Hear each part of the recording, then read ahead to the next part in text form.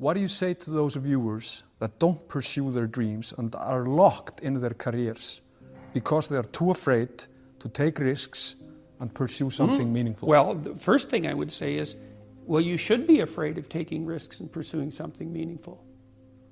But you should be more afraid of staying where you are if it's making you miserable. It's like the first thing you want to do is dispense with the idea that you get to have any permanent security outside of your ability to contend and adapt. It's the same issue with children. It's like you're paying a price by sitting there being miserable. And you might say, well, the devil I know is better than the one I don't. It's like, don't be so sure of that. The clock is ticking. Yeah, and if you're miserable in your job now and you change nothing, in 5 years you'll be much more miserable and you'll be a lot older. But isn't it a luxury to pursue what is meaningful? Our viewers have mortgages, they have children, they have payments and loans. It's a luxury to pursue because we lack the resources. Well, I don't remember now, I'm not talking about what makes you happy. It's a luxury to pursue what makes you happy. It's a moral obligation to pursue what you find meaningful. And that doesn't mean it's easy. It might require sacrifice. If you need to change your job too, let's say you have a family and children and a mortgage, you have responsibilities. You've already picked up those responsibilities. You don't just get to walk away scot-free and say, well, I don't like my job, I quit. That's no strategy. But what you might have to do is you think, well, this job is killing my soul. All right, so what do I have to do about that? Well, I have to look for another job. Well, no one wants to hire me. It's like, okay, maybe you need to educate yourself more. Maybe you need to update your curriculum vitae, your resume. Maybe you need to overcome your fear of being interviewed. Maybe you need to sharpen your social skills. Like, you have to think about these things strategically. If you're going to switch careers, you have to do it like an intelligent, responsible person. That might take you a couple of years of effort to do properly. When you say pursue something meaningful, is it important to have a vocation? I think it's more important to have an ethos, an ethic. So I have a program, for example, called the Future Authoring Program, which is a writing program that enables people to develop a vision for their life and then to develop a strategy. And so it's based on the idea, imagine that, and it's an extension of the ideas in the book, or at least something along the same lines. The first thing that you want to do is figure out, imagine you were taking care of yourself, like you were someone you cared for, which is rule number 2, by the way, essentially. Then you should figure out, well, if you could have what you needed and wanted, what would it be? What sort of friends would you have?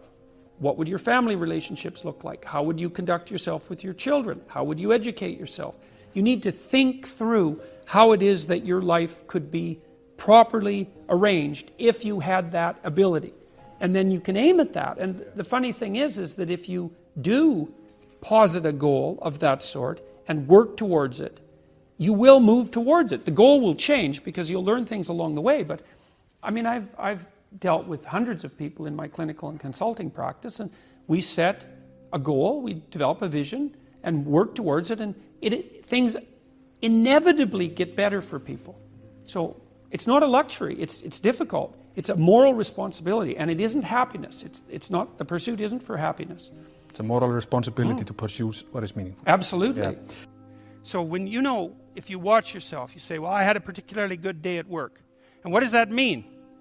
Well, it means that you lost your sense of time, right? Because when you're having not a good day at work, it's like, first it's 1 minute to 3, and then it's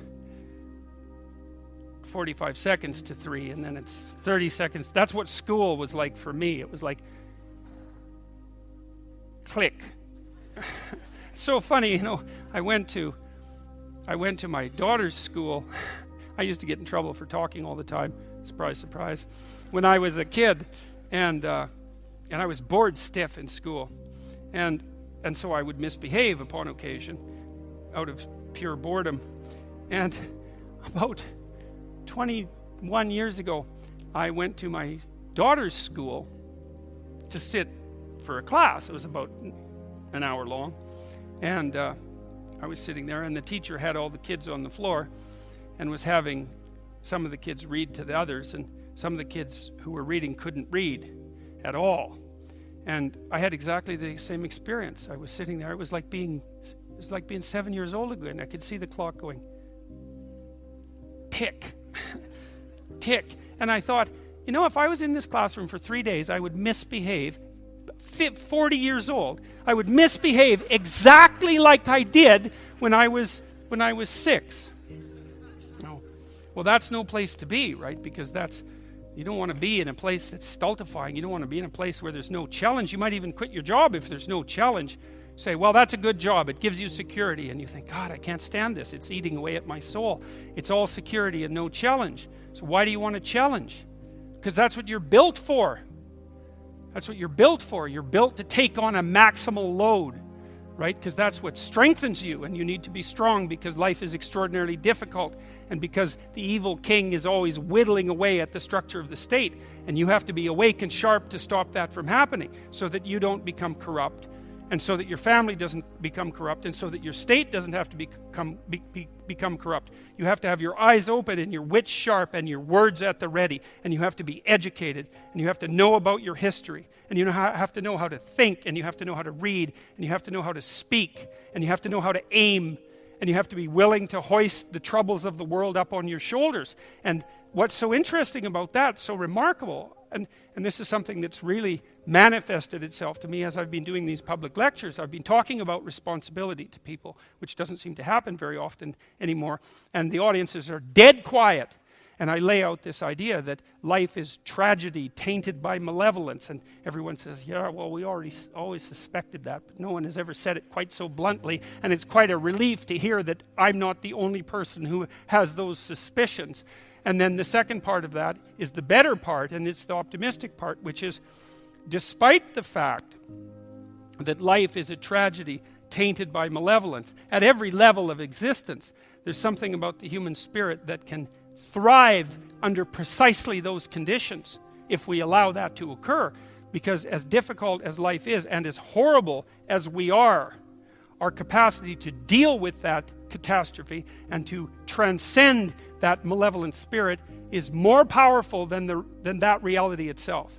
And that's the fundamental issue. I think that's the fundamental issue of the Judeo-Christian ethic, with its emphasis on the divinity of the individual. As catastrophic as life is, and as malevolent as people can be, and that's malevolent beyond belief, fundamentally. A person has in spirit the nobility to set that right and to defeat evil.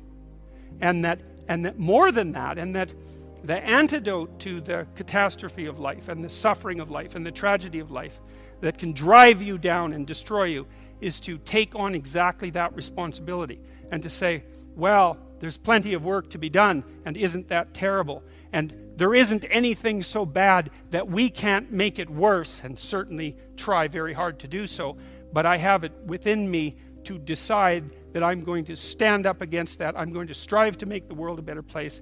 I'm going to strive to constrain the malevolence that's in my own heart, and to set my family straight, and to work despite my tragic lot for the betterment of everything that's in front of me.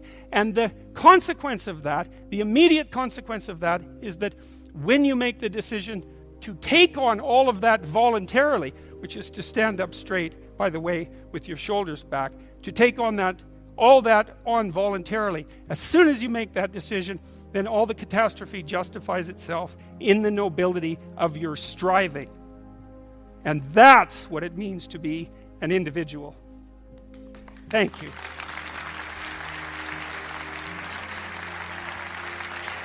When I was 25 or so, I probably weighed about 138 pounds. I smoked like a pack of cigarettes a day.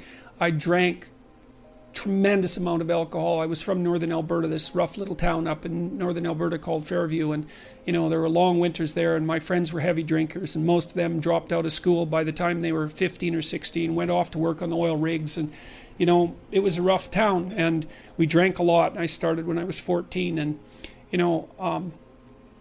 and so I had a lot of bad habits, let's say, and things and I wasn't in great shape physically, and I was also still intellectually obsessed as I am now, and so that would have been in 85. But I decided around then, about 85, 84, something like that, maybe a little earlier, that I was really going to try to get my act together, and so I started doing that. First of all, I I quit smoking. Well, that took a long time because I eventually had to quit drinking too in order to quit smoking. And I started working out, started playing sports, which I'd never done. I was a small kid. I'd been skipped a grade, and I was a small for my age. So sports were never, especially team sports, were never really a domain of expertise for me. Although I skied and went trapping with my dad, went, cross-country skiing and camping and all that. So, but when I went to graduate school, I started swimming. The first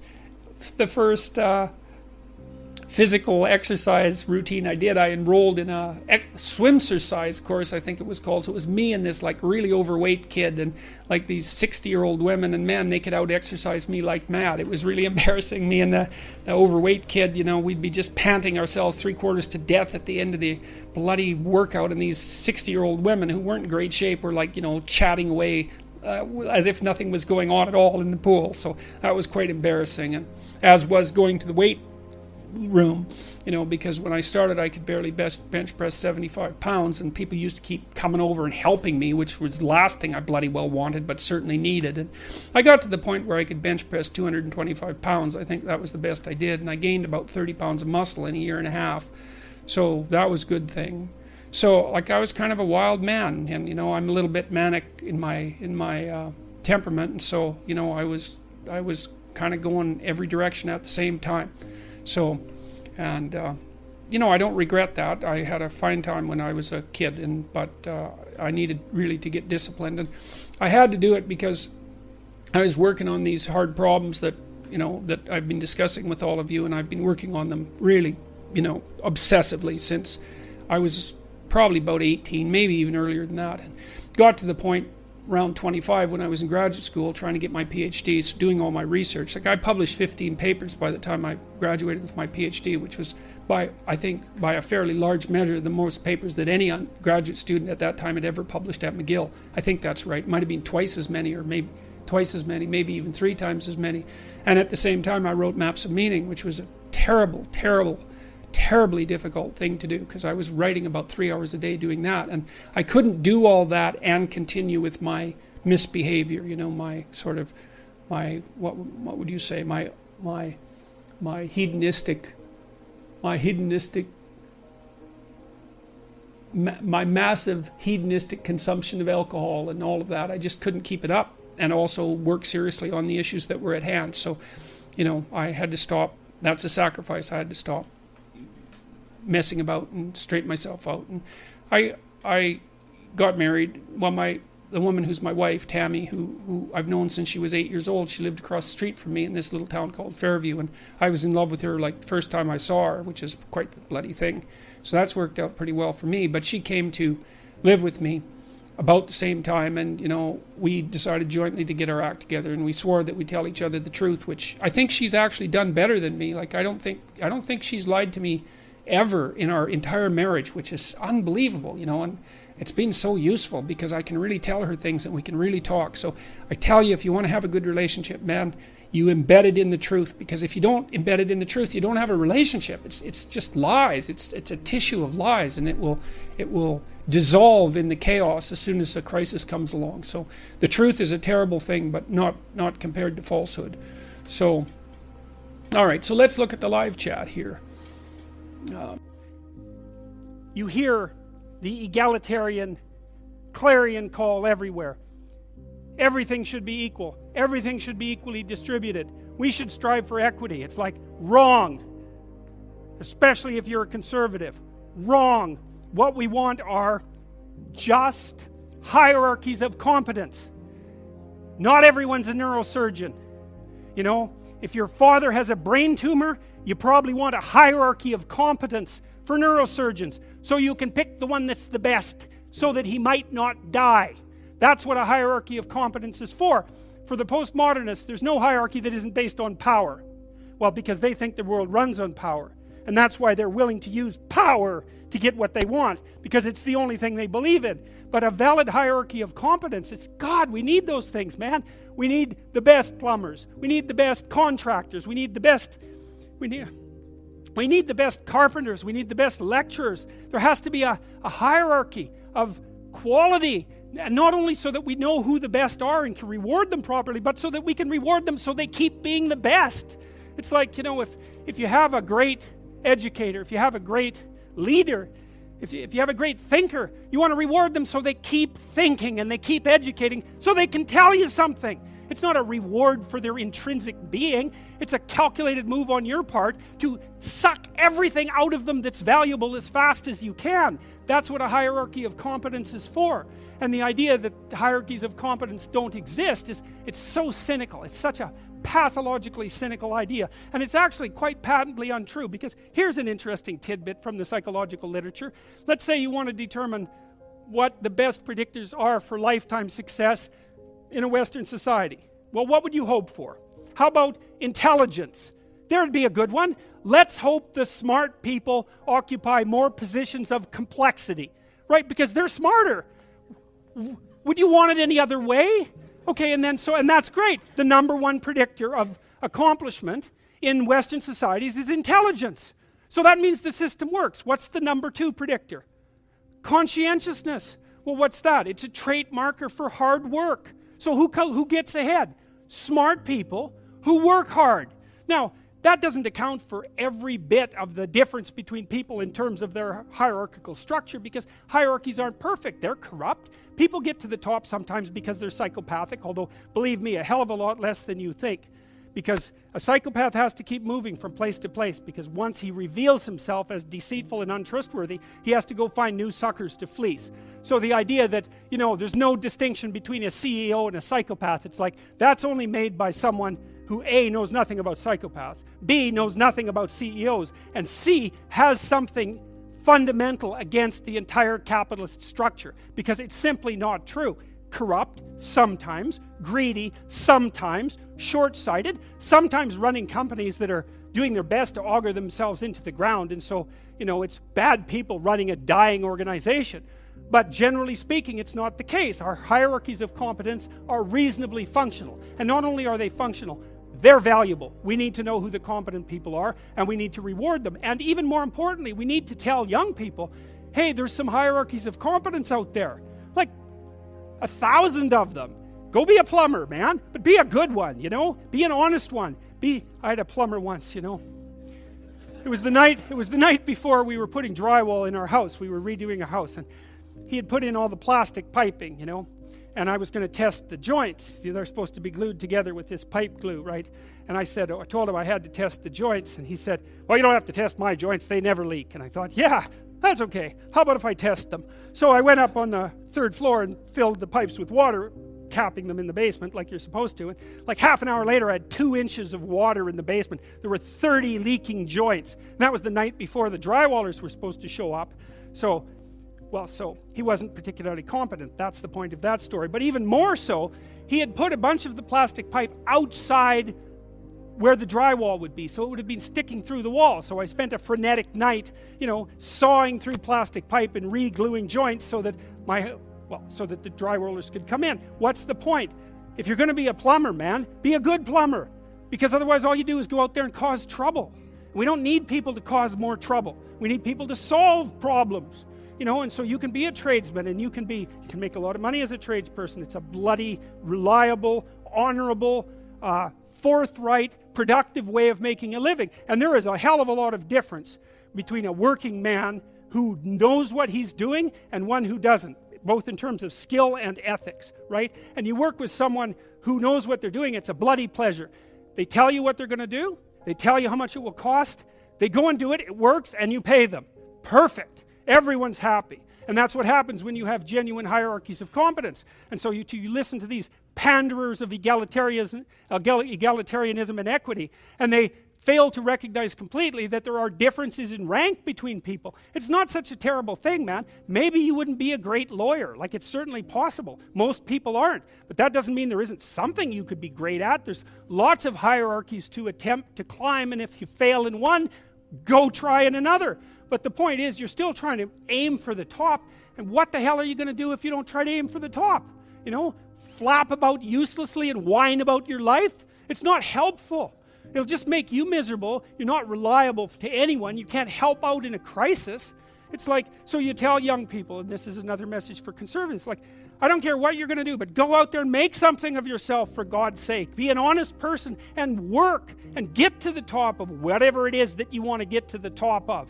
You know, and stand up for yourself like a respectable human being and be a bit of a light on the world instead of a blight. You know, and you can tell young people that, and they haven't been told that by anyone now. And so the young men are so hungry for that it's painful to watch. They're so relieved when someone finally comes up and says, hey, you know, you get your act together a bit, discipline yourself, see if you can learn to tell the truth, concentrate on something for a year or two, you could be a bloody world beater. They think, really? That's possible? Wow, that would be interesting. That might make life worth living. It's like, yeah, it might. So why don't you go do it? That's what the damn universities were supposed to be teaching people, and they've forgotten that. I went to Harvard a month and a half. I used to teach there. And I talked to a bunch of students, you know, and I told them, it's not easy to get into Harvard, you know. Like, you're a valedictorian if you're at Harvard. And not only are you a valedictorian, you're way better than most people at least 2 other things, or you don't get in. And so, like, I don't know what the acceptance rate is, like 5%, and believe me, not everybody applies, so it's a very selective school. And so why am I saying that? It's like, these are high-quality kids. So I told them what I just told you. It's like, here you are at Harvard. It's like, get yourself educated, man. Read some books, learn to talk, learn to think, make yourself into something. Get the hell out there and make the world that put you here happy that you were put there in that great institution. You know, and they came up to me afterwards and said, God, I wish someone would have told us that when we were in our first year. It's like, Jesus, why didn't someone tell them that? For God's sake, it's supposed to be the greatest university in the world. Is it so difficult to figure that out? Well, it is, if that isn't what you want to have happen in the university. You want to make cringing milksops who whine about being victims while they're going to Ivy League institutions. Jesus, it's pathetic.